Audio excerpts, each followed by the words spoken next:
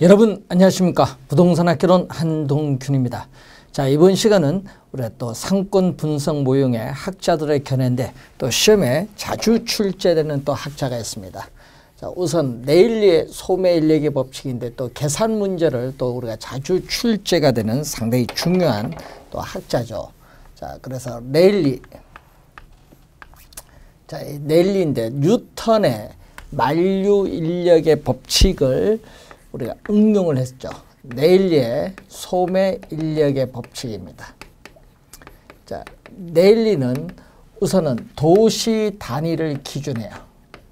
자, 레일리는 허프의 확률적 상권 분석 모형은 매장 단위를 기준하지만은 레일리는 도시 단위를 기준하고 이 중심지 간의 상호작용, 중심지 간에 있어서의 상호작용에 초점을 두고 있습니다.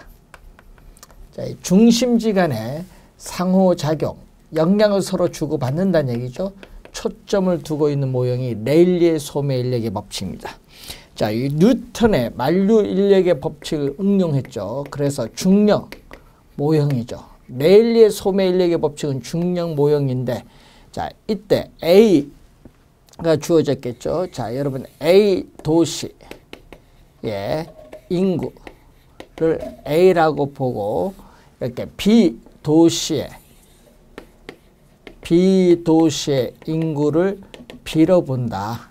자, 그러면 상권의 경계인 분기점이죠. 자, 여기 분기점. 상권의 분기점이 여기인데 여기가 바로 C 도시다. 자, C 도시다. 이렇게 보시면 되겠죠. 자, 그러면은 이 관련해서 우리가 이 레일리의 소매인력의 법칙은 중력 모형인데 이 두 도시 사이에 위치하고 있는 C 도시의 인구, 소비자에 대해서 상권이 미치는 영향력의 크기는 두 도시 크기인 인구에 비례합니다. 두 도시 크기인 인구에 비례하고 이 분기점으로부터 거리의 제곱에 반비례한다. 자, 분기점으로부터의 거리의 제곱에 반비례한다. 자, 이때 여러분 비례는 분자로 가고 반비례는 분모로 오죠. 자, 요 지문도 우리가 자주 출제하죠. 자, 25회 시험은 요 개념 출제했고 21회 시험에 또 요거 출제를 했고 13회 시험에도 출제했죠. 자, 계산 문제 최근에 계속 출제가 되고 있는 부분입니다. 분기점으로부터 A 도시까지 거리를 우리는 X 킬로미터. 자, C 도시에서 B 도시까지 거리를 Y 킬로미터라고 하자. 자, 그러면은 이 관련해서 A 도시로의 인구 유인 비율. 자, C 도시에 있는 인구가 A 도시에 몇 명 물건 사러 가고 또 상대적으로 B 도시에 몇 명 물건 사러 가냐. 이 상대적인 소매 잠재력의 크기를 구하는 겁니다. 그래서 A 도시의 인구 유인 비율 대 B 도시로의 인구 유인 비율을 묻는 거죠. 자, 이 물을 때 유인력, 고객을 끌어당기는 힘, 유인력이죠. 자, 고객을 끌어당기는 힘, 유인력 또는 흡인력은 인구의 비례는 이렇게 분자로 가고 분기점으로부터의 거리 제곱의 반비례는 이렇게 분모로 옵니다. 자, 이걸 이용을 해서 자, A 도시로의 인구 유인 비율은 A 도시 인구에 비례하고 분기점으로부터 이 거리 제곱의 반비례. 자, B 도시로의 인구 유인 비율은 B 도시 인구 B에 비례하고 분기점으로부터 거리 제곱의 반비례죠. 그래서 계산 문제를 풀기 위해서는 항상 이 수식을 적을 줄 알아야 계산 문제를 풀 수 있는 거죠.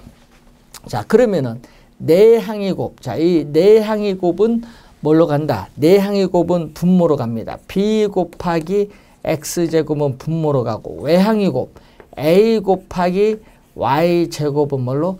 분자로 가죠. 자, 이런 우리가 수식이 이제 주어졌습니다.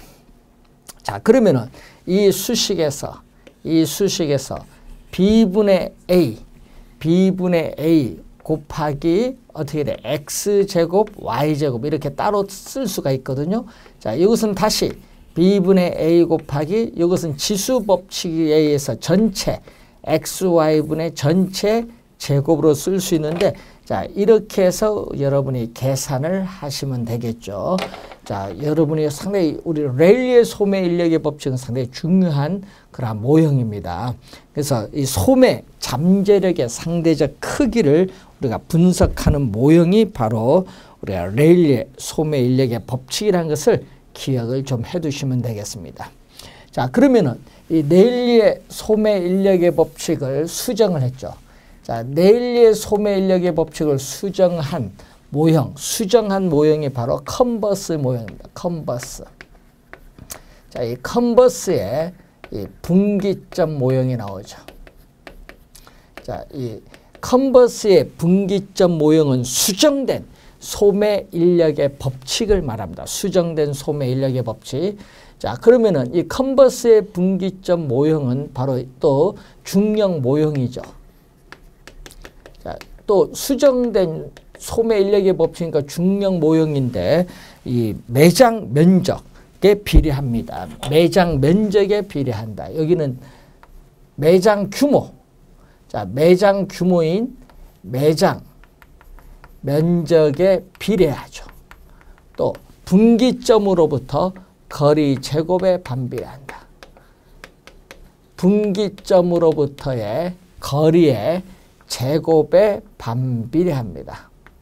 자, 거리의 제곱에 반비례하는데 항상 이 직선거리죠. 이 거리는 이 직선거리를 의미합니다. 자, 예를 들어서 우리가 A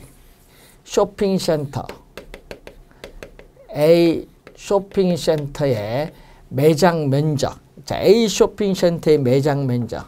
여기는 B 쇼핑센터의 우리가 이렇게 매장 면적이 나오죠.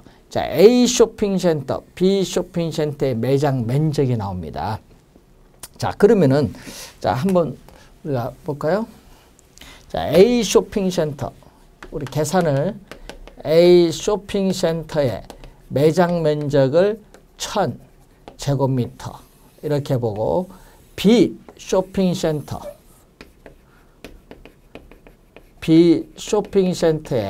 매장 면적을 우리가 9000제곱미터로 보자. 자, 9000제곱미터로 보자. 자, 그러면 상권의 경계인 분기점은 A 쇼핑센터 가까이 있겠죠. 예, 분기점입니다. 자, 분기점이고 두 쇼핑센터까지의 거리가 12km다. 자, 12km인데 이때 요 A 쇼핑센터로부터 분기점까지 거리를 구하라. X키로. 요걸 구하자. 그러면 요 거리는 얼마죠? 12-X가 되겠죠. 자, 그러면은 이 컨버스 모형은 뭐냐 하면요. 이 두 쇼핑센터, 두 도시, 두 도시에 서서 A, B 두 쇼핑센터에 서서의 구매 영향력이 같은 점이 상권의 경계인 분기점이 됩니다. 그래서 구매 영향력이 같은 점이 바로 분기점이다. 그러면 A 쇼핑센터의 구매 영향력 얼마죠? A 쇼핑센터의 구매 영향력은 매장 면적에 비례하죠. 그리고 거리 제곱, 분기점으로부터 거리 제곱에 어떻게 돼? 반비례합니다. 자, B 쇼핑센터의 구매 영향력은 매장 면적에 비례하고 분기점으로부터 거리의 제곱에 반비례하죠.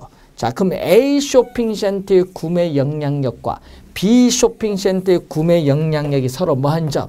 같은 점. 같은 점의 상권의 경계인 분기점의 위치가 된다. 자, 그러면은 우리가 관련해서 우리가 요걸 이렇게 곱하는 거죠. 그러면 어떻게 공 3개는 없어지니까 9x제곱 이렇게 대각선으로 곱해주는 거죠. 9x제곱은 12-x의 제곱이 되죠.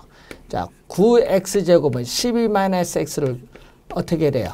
12-x 를 곱하면 되죠. 12-x, 12-x 곱해주면 되겠죠. 마이너스 24x 플러스 x제곱. 자, 요것을 우리가 전개시켰습니다. 자, 넘어가면은 8x제곱이죠. 8x제곱 플러스 24x 마이너스 144는 제로죠. 양변을 8로 나눠주죠. 자, 8, 3, 24, 3x 마이너스 8, 1은 8, 8, 8, 64. 예? 144, 8, 얼마예요, 이게? 144를 8로 나눠주면 8, 1은 8 해서 64, 88, 18만 나오네. 맞죠? 자, 이런 형태가 나오죠. 자, 이런 형태가 이제 나오는 거예요. 자, 이런 형태가 나와서 x 값을 구하면 되는데 x는 0보다 크다. 거리니까 0보다 크다. 이렇게 보면 되겠습니다. 자, 이런 형태로 우리가 구해보면 되는데, 자, 이건 인수분해가 안 되니까 뭐, 이제 근위 공식에서 구하는 형태인데, 자, 이런 형태로 이제 구해보시면 돼요. 그런데 이것을 이제 구할 때는 또 이렇게도 구할 수 있거든요. x는 1 플러스, 요것을 이제 풀면은, 이 a로부터 구할 때는 a가 분모로 가고 b는 분자인데, a의 매장 면적 1000이고, 여기에 매장 면적 우리가 9000이죠. 9000. 자, 9000이 나와요. 그럼 여기는 얼마?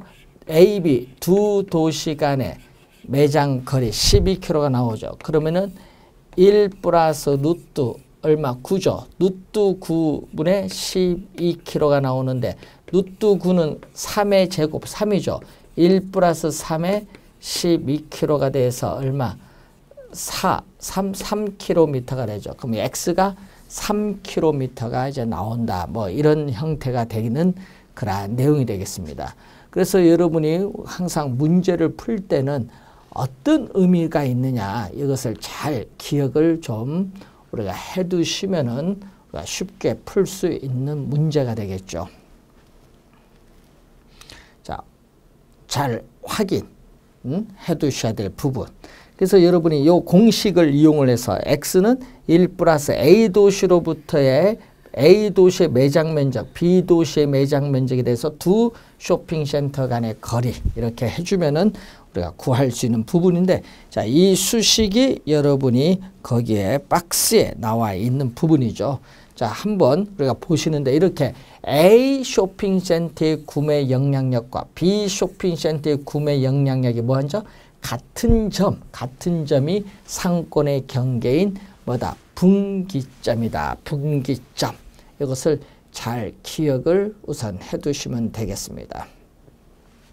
자, 우선은 계산 문제는 우리 컨버스보다는 레일리가 상당히 중요하다. 그래서 시험 문제는 거의 레일리로 출제를 많이 하기 때문에 레일리를 잘 보시고요. 하여튼 구매 영향력, 두 쇼핑센터에 있어서의 구매 영향력이 같은 점이 상권의 경계인 분기점이다.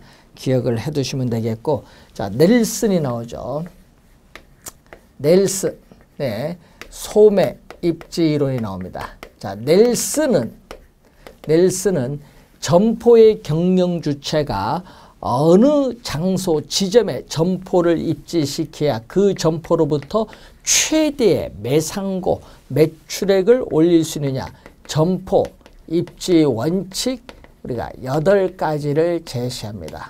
자, 8가지를 제시를 하게 되는데, 자, 8가지를 제시하는데, 자, 이때 8가지를 제시하는데 여기서 우리는 8가지 중에서 양립성을 강조합니다. 양립성. 서로 보완관계에 있는 상품을 판매하는 인접 점포들 간의 고객을 서로 주고받으면서 매출액을 올리려는 형상이죠. 자, 여러분 영화관에 뭐가 있죠? 우리가 팝콘 파는 곳이 있죠. 그래서 서로 고객을 주고받으면서 매출액을 올리면서 최고의 매출액을 가져옵니다. 양립성. 서로 보완관계에 있는 상품을 판매하는 인접 점포들 간의 고객을 서로 주고받으면서 매출액을 올리는 형상을 말하는데, 자, 여러분이 이 이론 3개를 배우셨는데 그 중에서도 우린 시험에는 뭐가 중요하다? 레일리의 소매 인력의 법칙이 상당히 중요하다. 이렇게 보시면 되겠습니다. 자, 이렇게 해서 우선 학자 3명에 대해서 살펴봤고요. 우리가 다음 시간에는 공간, 이 균배의 원리에 대해서 우리가 살펴보도록 하겠습니다. 수고 많으셨습니다.